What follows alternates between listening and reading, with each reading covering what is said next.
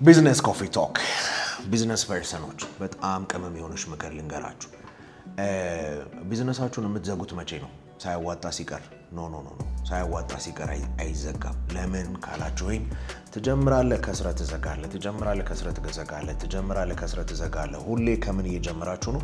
ከዜሮ እየተነሳችሁ ነው። ዜሮ የሆነ ቦታ ነው። በጣም መታገል፣ በጣም መልፋት፣ በጣም እንቅልፍ ማጣት አለባችሁ። ለምን? ያ ቢዝነሳችሁ ከዛ ከአለማትረፍ ቦታ ከፍ ማለት መቻል አለበት፣ ወደ ማትረፍ ማለት ነው። ለምን?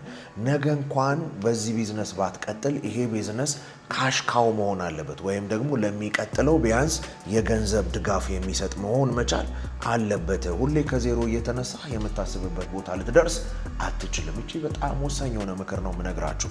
ስለዚህ የመጀመሪያው ቢዝነስን ታግለህ ምን የሆነ ያህል ትርፍ ወይም ደግሞ የሆነ ነገር ማስገኘት ሲጀምር ያቺን ነገር ወደ ሌላኛው ቢዝነስ አድርገህ ይሄኛውን ቀስ አድርገህ መግደል ትችላለህ። አለበለዚያ ግን ዝም ብለህ እየከሰርክ እየሄድክ ከሆነ ሁሌ ከዜሮ የሚነሳ ትሆናለህ። እሱ ደግሞ የሚታይ ለውጥ በቢዝነስም በህይወት ላይ ማየትም አትችልም። እቺን ፕሊስ በጣም ሼር አድርጉልኝ። ብዙ ጊዜ ሰው ሲበሳጭ ወይ ገቢዎች የሆነ ነገር ሲለው ለመዝጋት ስለሚቸኩል፣ ለመዝጋት አይቸኮልም፣ ለመቀጠል እንጂ።